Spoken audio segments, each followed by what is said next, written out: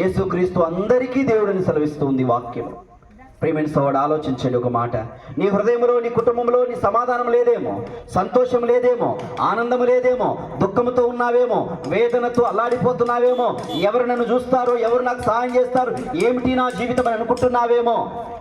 ఒక మనిషి నిన్ను చూస్తూ ఉన్నాడు, ఒక కన్ను నిన్ను చూస్తూ ఉంది. నీకున్న ఏ సమస్య అయినా యేసుక్రీస్తు ప్రభువారు తీర్చగలిగాడు.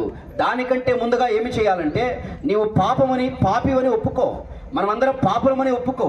ఆ పాపమును తీసివేయడం కొరకై యేసుక్రీస్తు ప్రభువారు సిలువలో ప్రాణం పెడుతూ వచ్చారు. చేతుల్లో శీలలు, కాళ్ళలో శీలలు, తలలో ముళ్ళ కిరీటం, రక్తమంతా కారుస్తూ వచ్చాడు ఆయన చనిపోయి మరలా 3 రోజుల తర్వాత తిరిగి లేచాడు. ఆయన ఉన్న దినాల్లో కుంటివారికి కాళ్ళు ఇచ్చారు, గుడ్డివారికి చూపించారు, ఎన్నో అద్భుతాలు చేస్తూ వచ్చాడు. ప్రియమైన దేవుని ప్రజలారా, ఆలోచించండి. దేవుడు మిమ్మల్ని, మీ కుటుంబాన్ని దీవించి ఆశీర్వదించి బలపరిచినట్లుగా మేము ప్రార్థన చేస్తాం. మీరు ఇంకా అనేక విషయాలు తెలుసుకోవాలంటే మార్కాపురంలోనే ఆర్ఆర్ ఫంక్షన్ హాల్ వెనక పారాను ప్రార్థన మందిరం ఉంది. దేవుని సేవకులు అక్కడ ఉన్నారు, మీ కొరకు ప్రార్థన చేస్తారు. దయచేసి రండి. ప్రతి ఆదివారం అక్కడ ఆరాధన జరుగుతున్నాయి. దేవుడు మిమ్మల్ని, మీ కుటుంబాలను దీవించి ఆశీర్వదించునుగాక.